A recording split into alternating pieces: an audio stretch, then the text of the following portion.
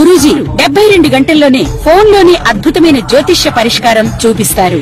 నమ్మండి, నమ్మకపోండి, ఇది నిజం. శ్మశాన కాళి రుద్ర చౌడీదేవి ఆరాధకులు నంబర్ 1 వశీకరణ స్పెషలిస్ట్.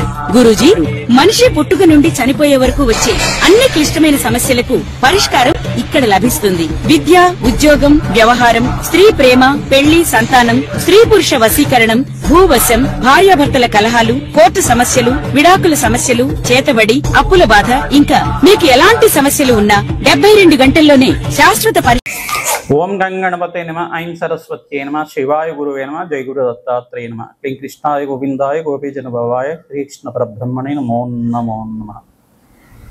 యూట్యూబ్ ప్రేక్షకులకి అందరికీ కూడా నమస్కారం అండి. నేను పాలపర్తి గురునాథ శర్మ, జ్యోతిష్యం వాస్తు సిద్ధాంతిని.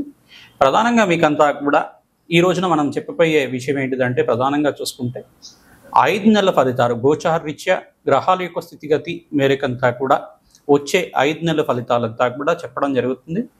ఈ యొక్క మేషాది ద్వాదశ రాశుల వాళ్ళకి గోచారరీత్యా ఈ యొక్క నవగ్రహాలన్నీ కూడా ఈ యొక్క వివిధ రాశుల్లో అంతా కూడా స్థిరమై ఉండడం, కొన్ని గ్రహాలన్నీ కూడా మారుతూ ఉండడం, గ్రహాల యొక్క స్థితిగతి, కలయిక, దృష్టి, వాటి ప్రభావం అంతా కూడా 5 నెలల ఫలితాల వరకు అంతా కూడా చెప్పడం జరుగుతుంది. ప్రధానంగా చూసుకుంటే ఈ యొక్క గ్రహస్థితి అంతా కూడా ఏ రకంగా ఉంది చూసుకుంటే కనుక, మీనరాశిలో అంతా కూడా శనీశ్వరి సంచారం, మరియు మిథున రాశులు అంతా కూడా శుక్రుడు, బృహస్పతి సంచారం జరుగుతుంది. మరియు ఇక్కడ చూసుకుంటే ప్రధానంగా బుధుడు, సూర్య భగవానుడు సంచారం అంతా కూడా కర్కాటక రాశిలో, మరియు సూర్య భగవానుడు అంతా కూడా సింహరాశిలో ప్రవేశం చేసి కేతుతో పాటు కలిగితో ఉండడం, కుంభరాశులు అంతా కూడా రాహు సంచారం చేయడం, చంద్రమంగళ యోగంలో అంతా కూడా అంగారకుడు అంతా కూడా సంచారం చేయడం, కన్యారాశిలో ప్రవేశం చేయడం, కన్యారాశిలో ప్రవేశం చేసిన తర్వాత మరియు ఇక్కడ చంద్రుడు అంతా కూడా ప్రతి 2 రోజులకు ఒకసారి మారుతూ ఉండడం. ప్రధానంగా చూసుకుంటే ఇక్కడ గ్రహస్థితి అంతా కూడా ఏ రకంగా ఉంది.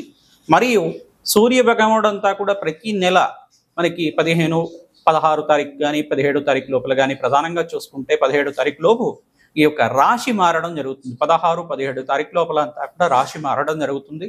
గ్రహస్థితి అంతా కూడా ఈ రకంగా ఉంది. ప్రధానంగా చూసుకుంటే విశేషమైన ఫలితం ఏంటంటే 5 నెలల ఫలితాల్లో విశేషంగా బృహస్పతి అంతా కూడా అక్టోబర్ 18వ తారీఖు రోజున, విశేషంగా అక్టోబర్ 18వ తారీఖు రోజున బృహస్పతి అంతా కూడా కర్కాటక రాశి ప్రవేశం చేయడం, ఉచ్చ స్థానంలో అంతా కూడా సంచారం చేయడం, ప్రబలంగా బలంగా ఉండడం, అఖండమైన శుభప్రదంగా ఉండడం, ఈ యొక్క మేషాది ద్వాదశ రాశుల వాళ్ళకి ఇటువంటి ఫలితాలంతా కూడా బృహస్పతి మారడం వల్ల వస్తుంది.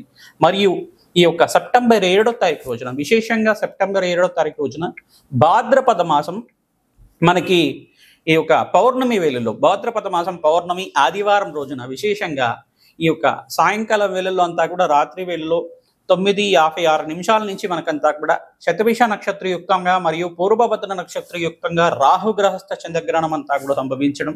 ఈ రాహుగ్రహస్థ చంద్రగ్రహణం అంతా కూడా మేషాది ద్వాదశ రాశి వాళ్ళకి ఈ యొక్క 5 నెలల నుంచి 6 నెలల దాకా ఫలితాలంతా కూడా చెబుతూ ఉండడం. ప్రధానంగా ఈ పరిహారం చేసుకోవడం వల్ల శీఘ్రంగా అధికంగా లాభాలు గణించడానికి, అష్టేశ్వరి యోగం సిద్ధించడానికి, రాజయోగం సిద్ధించడానికి ఎటువంటి పరిష్కారాలు చేసుకోవాలి. గ్రహస్థితి అంతా కూడా ప్రధానంగా ప్రతి నెలకి అంతా కూడా 30 రోజులకు ఒకసారి సూర్య భగవానుడు మారుతూ ఉంటాడు. ప్రధానంగా ప్రతి 45 రోజులకంతా కూడా అంగారకుడు మారుతూ ఉండడం జరుగుతూ ఉంటుంది. ప్రతి రాశి నుంచి గోచారిత్య సంచారం మేరకి గోచార ఫలితాలు మాత్రమే 5 నెలల ఫలితాలంతా కూడా చెప్తున్నాం, క్లుప్తంగా అంతా కూడా చెప్తున్నాం. కావున విశేషంగా మేషాది ద్వాదశ రాశుల వాళ్ళకి ఎటువంటి ఫలితాలు వస్తాయో విశేషంగా అంతా కూడా చెప్పుకోవడం. ప్రధానంగా చూసుకుంటే అందరూ కూడా మేషాది ద్వాదశ రాశుల వాళ్ళు విశేషంగా మహాలక్ష్మీదేవి ఆరాధన చేసుకోవడం వల్ల అఖండమైన అష్టేశ్వర ప్రాప్తి కలుగుతుంది. వరలక్ష్మీదేవి ఆరాధన చేసుకోవడం వల్ల రాజయోగం సిద్ధిస్తుంది. మీకంతా కూడా రాజయోగ ప్రాప్తి వల్ల ధన ధాన్యాది సమృద్ధి కలుగుతుంది. కావున ఈ ఫలితాలంతా కూడా చెప్పడం జరుగుతుంది. ప్రధానంగా మీరంతా కూడా మహాగణపతి ఆరాధన, గణపతి నవరాత్రులంతా కూడా ఈ 5 నెలల ఫలితాల్లో అంతా కూడా గణపతి నవరాత్రులంతా కూడా ఆగస్టు 27వ తారీఖు నుంచి అంతా కూడా ప్రారంభమవుతున్నాయి. కావున మీరంతా కూడా ఆగస్టు 27వ తారీఖు రోజున ప్రధానంగా చూసుకుంటే ఈ యొక్క గణపతి నవరాత్రుల్లో విశేషంగా గణపతికి ప్రీతికరంగా ఈ యొక్క గరికను సమర్పించడం, చెరువు గడలతోటి గణపతి మూలమంత్రంతో యజ్ఞాది కృతులు పాల్గొనడం వల్ల ఉండ్రాళ్ళు, ఉడుములు, మోదకాలతోటి మహాగణపతికి అంతా కూడా నివేదన చేయడం, ఓం గం గణపతయే నమః నామాంతో ప్రతినిత్యం కూడా మహాగణపతి ఆరాధన చేసుకోవడం వల్ల శ్రేష్టమైన జీవితం జీవించడానికి ఆస్కారం ఉంటుంది. అష్టైశ్వర్య యోగం సిద్ధిస్తుంది, రాజ్యయోగం కలుగుతుంది.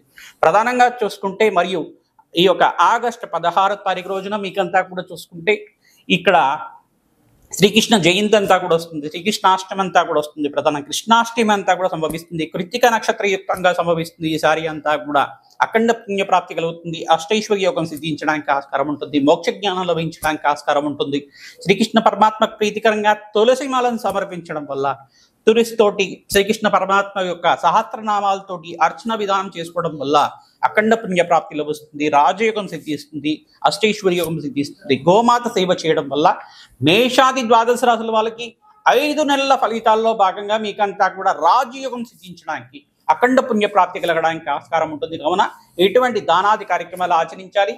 ఈ గ్రహణ గమనంలో అంతా కూడా ప్రధానంగా రాహుగ్రస్త చంద్రగ్రహణంలో అంతా కూడా మేషాది ద్వాదశ రాశుల వాళ్ళు ఎటువంటి పరిష్కారం చేసుకోవడం వల్ల అష్టైశ్వర్య యోగం సిద్ధిస్తుంది, రాజయోగం వల్ల ఆనందమైన జీవితం జీవించడానికి ఆస్కారం ఉంటుంది. ప్రధానంగా గోచారిత్య గ్రహాల యొక్క స్థితిగతికి అంతా కూడా ఎటువంటి ఫలితాలు ఇస్తున్నాయి అనేది తెలుసుకోవడం జరుగుతుంది. శ్రీమాత్రే నమః.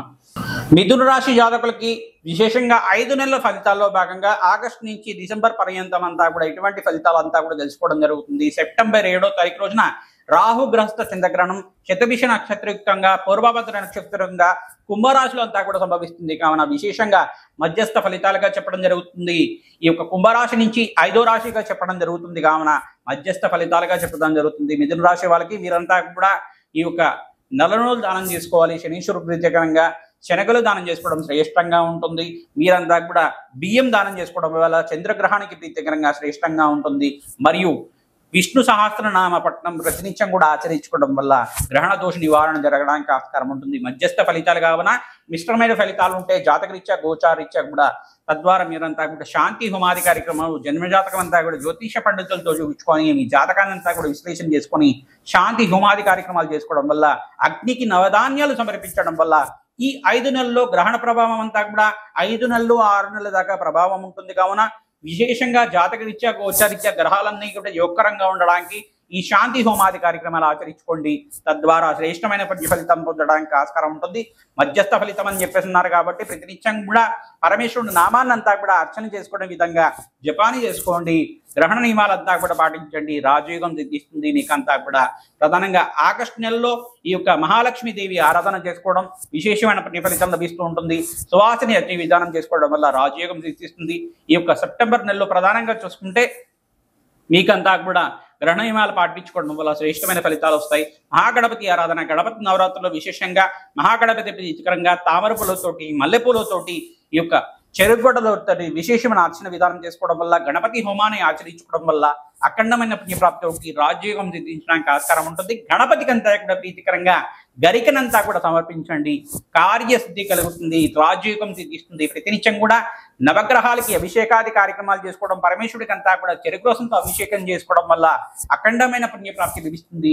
కార్యసిద్ధి కలుగుతుంది, రాజయోగం కలుగుతుంది, అష్టైశ్వర్యోగం సిద్ధించడానికి ఆస్కారం ఉంటుంది.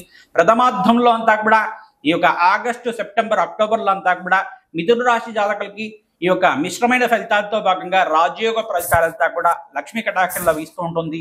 ధనమంతా కూడా లాభాన్ని అనుభవిస్తూ ఉంటారు. ఖర్చులు కూడా విపరీతంగా పెరుగుతూ ఉంటాయి. మీరంతా కూడా ఎటువంటి పరిష్కారాలు ఆచరించాలంటే ప్రధానంగా లక్ష్మీ కుబేర శాంతి హోమాది కార్యక్రమాలు, కాలభైరవ శాంతి హోమాది కార్యక్రమాలు ఆచరించుకోవడం వల్ల ఈ ఆర్థిక ఇబ్బంది నుంచి బయటపడడానికి ఆస్కారం ఉంటుంది. అప్పుల బాధల నుంచి విశేషంగా బయటపడడానికి ఆస్కారం ఉంటుంది. బంధుమిత్రుల సహాయ సహకారాలు లభిస్తుంటాయి. వ్యాపారస్తులు కూడా లాభాలు గణిస్తూ ఉంటారు. విశేషంగా ఈ వ్యవసాయదారులకు కూడా లాభాలు గణించడానికి ఆస్కారం ఉంటుంది. విశేషంగా మీరంతా కూడా ఐటీ రంగంలో వాళ్ళకు కూడా మంచి లాభాలు గణించడానికి ఆస్కారం ఉంటుంది. మీరంతా కూడా ఎవరైతే కనుక ఈ యొక్క అమ్మవారి ఆరాధన విశేషంగా చేసుకుంటుంటారో ఖడ్గమాల స్తోత్రాన్ని పట్టణం చేసుకోవడం వల్ల రాజయోగం సిద్ధిస్తుంది. ప్రతినిత్యం కూడా ఖడ్గమాల స్తోత్రాన్ని కుంకుమార్చన విధానంగా చేసుకోవడం వల్ల అఖండమైన పుణ్యప్రాప్తి లభిస్తుంది. అష్టైశ్వర్యోగం సిద్ధిస్తుంది. శ్రీమాత్రీ నమః. ఈ యొక్క శ్రావణ మాసంలో మనకంతా కూడా ప్రధానంగా చూసుకుంటే శుక్లపక్షంలో వచ్చే షష్ఠి రోజున ప్రధానంగా ఈ యొక్క కల్కి జయంతి అనేది సంభవిస్తుంది. షష్ఠి సప్తమి అంతా కూడా కలిసి వచ్చిన రోజున ప్రధానంగా చూసుకుంటే శుక్లపక్షంలో వచ్చే ఈ యొక్క షష్ఠి సప్తమి సమయంలో అంతా కూడా 30వ తారీఖు రోజున, జూలై 30వ తారీఖు రోజున అంతా కూడా కల్కి జయంతి అనేది సంభవిస్తుంది. కల్కి జయంతి అంటే కల్కి అవతారం అంతా కూడా ఈ యొక్క విష్ణుమూర్తి అవతారంలో ప్రధానంగా చూసుకుంటే 10వ అవతారంగా చెప్పడం జరుగుతుంది. మరియు వివిధ అవతారాల్లో అంతా కూడా ఈ 21 అవతారాలంతా కూడా ఎత్తారని చెప్పేసి అని మనకంతా కూడా కొన్ని అవతారాలంతా కూడా విష్ణుమూర్తి స్వరూపంగా అని చెప్పేసి చెప్పడం జరుగుతుంది. విశేషమైన అవతారాల్లో అంతా కూడా చూసుకుంటే 10వ అవతారంగా చెప్పడం జరుగుతుంది. మరియు వివిధ అవతారాల్లో చిన్న చిన్న అవతారాలన్నీ కూడా విష్ణు స్వరూపంగా అని చెప్పేటప్పటికీ 21 అవతారం అని చెప్పడం జరుగుతుంది. ఈ అవతారం అంతా కూడా చూసుకుంటే గనక దశమ అవతారంగా విశేషంగా చెప్పడం జరుగుతుంది. ఎప్పుడైతే సృష్టి ఆది మూలం అంతా కూడా తెలుసుకుంటే గనక శ్రీకృష్ణ పరమాత్మ అంతా కూడా చెప్తుంటారు. ప్రధానంగా చూసుకుంటే ఎక్కడైతే గీతోపదేశం జరిగిందో మనకంతా కూడా ప్రయాగరాజ్ అనే ప్రదేశంలో అంతా కూడా వటవృక్షం అనేది ఉంటుందన్నమాట. వటవృక్షం దగ్గర అంతా కూడా ఈ యొక్క శేషాయి రూపంలో అంతా కూడా చిన్న బాలుడు రూపంలో అంతా కూడా ఆ యొక్క పాలసుభద్రం మీద ఈ యొక్క వటవృక్షం యొక్క ఆకు యొక్క చివరిలో అంతా కూడా పడుకుని ఉంటాడు. చిన్న బాలుడు రూపంలో శ్రీకృష్ణుడి రూపంలో అంతా కూడా బాలుడంతా కూడా ఉద్భవిస్తూ ఉంటాడు. ఆ బాలుడంతా కూడా ఈ యొక్క సృష్టి కార్యాన్ని అంతా కూడా యోగ నిద్రలో అంతా కూడా ఉంటారని చెప్పేసి చెప్పడం. సృష్టి ఆరంభం అంతా కూడా విష్ణుమూర్తి యొక్క జగద్రక్షుడైన జనార్దుడి యొక్క ఆరంభం అంతా కూడా జరుగుతుంది అని చెప్పేసి అంటారు. ప్రధానంగా కాశీ క్షేత్రం అంతా కూడా సృష్టి అంతమంతా కూడా వివరించేటప్పుడు పరమేశ్వరుడు అంతా కూడా రక్షిస్తూ ఉంటాడని చెప్పేసి చెప్పడం. ప్రధానంగా ఎక్కడైతే గనక కల్కి అంతా కూడా చూసుకుంటే కల్కి అవతారంలో భాగంగా అశ్విని నక్షత్రయుక్తంగా దివ్యమైన అశ్వరూఢుడైన ఉంటాడు. ప్రధానంగా ఖడ్గారూఢుడైన ఉంటాడు అని చెప్పేసి చెప్పడం జరుగుతుంది. కల్కి అవతారంలో భాగంగా ఈ యొక్క సృష్టి సంరక్షించడానికి ధర్మ పరిపాలన చేయడానికి ధర్మరక్షగా ఉండడానికి జరగడం జరుగుతుంది. ప్రధానంగా ఎవరైతే ధర్మస్థాపన కోసం అవతారం ఎత్తుతుంటారో అదే కల్కి అవతారం. కలియుగంలో అంతా కూడా కలియుగం ప్రధానంగా చూసుకుంటే మనకంతా కూడా ప్రథమార్థంలోనే ఉంది. ఇంకా చూసుకుంటే 5100 సంవత్సరాలు మాత్రమే జరిగింది. కలియుగం అంతా కూడా చూసుకుంటే 4,32,000 చిల్లర సంవత్సరాలు అయితే ఇంకా మిగిలి ఉందన్నమాట. ఈ యొక్క ప్రథమార్థంలో అంతా కూడా చూసుకుంటే కలియుగం అంతా కూడా ఇంకా ప్రారంభం కాలేదు. కలి ప్రభావం అంతా కూడా ఎక్కువగా ప్రారంభం కాలేదు. కానప్పటికీ కూడా కలి ప్రభావం మన మీద ఉంటుంది, మానవాళి మీద ఉంటుంది. కలియుగం అంతమైన సమయానికి అంతా కూడా చూసుకుంటే ఎక్కడైతే గనక మనుషులంతా కూడా ఈ యొక్క తక్కువ వయసులో చనిపోతుంటారు. ప్రధానంగా 16-20 సంవత్సరాలు అంతా కూడా ఆయుర్దాయం తగ్గిపోతుంది. మానవాళి యొక్క ఆయుర్దాయం అంతా కూడా ప్రధానంగా చూసుకుంటే 21 సంవత్సరాలు కానీ లేదు 16 సంవత్సరాలు కానీ 18 సంవత్సరాల వరకే పడిపోతుందట ఆయుర్దాయం అంతా కూడా. వాళ్ళకి తినడానికి ఏమీ దొరకకుండా ఈ యొక్క జలం కూడా లభించకుండా ఉండే సమయం అంతా కూడా లభిస్తూ ఉంటుంది. మనిషిని చంపుకునే దాకా వెళ్తుంది. ఈ యొక్క మాంసభక్షణం అంతా కూడా నరభక్షణం అంతా కూడా చేసుకునే దాకా వెళ్తుంది. ఇటువంటి సమయంలో అధర్మ పరిపాలన జరిగేటప్పుడు అధర్మ తాండవం జరిగేటప్పుడు అంతా కూడా ధర్మస్థాపన కోసం అంతా కూడా కల్కి అవతారం ఎత్తుతూ ఉంటారని చెప్పడం. ప్రధానంగా కల్కి అవతారం అంతా కూడా చెప్తే ప్రధానంగా ధర్మస్థాపనార్థాయ సంభవామి యుగ్య అని చెప్పేసి అంటారు. ప్రధానంగా చూసుకుంటే కల్కి అవతారం అంతా కూడా ఎక్కడైతే అధర్మ పరిపాలన జరుగుతూ ఉంటుందో అధర్మ అంతా ఒకటి తాండవం చేస్తూ ఉంటుందో ధర్మ పరిపాలన కోసం ధర్మస్థాపన కోసం ప్రతి ఒక్క అవతారాన్ని ఎత్తుతూ ఉంటానని చెప్పేసి శ్రీకృష్ణ పరమాత్మ చెప్తూ ఉండడం. అశ్విని నక్షత్రయుక్తంగా మేషరాశిలో సూర్య భగవానుడు అంతా కూడా ఉచ్చస్థానంలో సంచారం చేయడం. ఈ యొక్క ఏకాదశ రుద్రులంతా కూడా ఆనంద తాండవం చేస్తున్న సమయంలో అంతా కూడా ప్రధానంగా ద్వాదశాదిత్యులంతా కూడా ప్రచండ టేదంగా ఉండే సమయంలో అంతా కూడా నక్షత్రాలంతా కూడా నక్షత్రాలు రాశులు గ్రహాలన్నీ కూడా ప్రధానంగా నవగ్రహాలన్నీ కూడా భూమికి దగ్గరగా రావడం నక్షత్రాలన్నీ కూడా భూమికి దగ్గరగా రావడం జరుగుతుందట. ప్రధానంగా ఈ యొక్క ప్రచండ మార్తాండంతా కూడా ఒకే సమయంలో మనకి 5 సూర్య భగవానుడు కనపడ్డా అని చెప్పేసి అంత ప్రచండ తేజంగా అగ్నిగోళంగా మారుతుందట.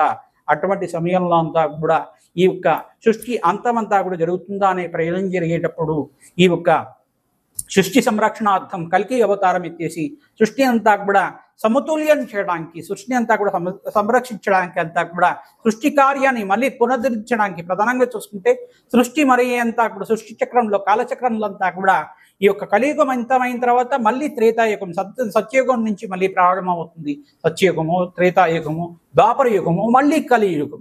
ఈ యొక్క సృష్టి క్రమం అంతా కూడా జరుగుతూ ఉంటుందన్నమాట. సృష్టి కార్యం అంతా కూడా జరుగుతూ ఉంటుంది.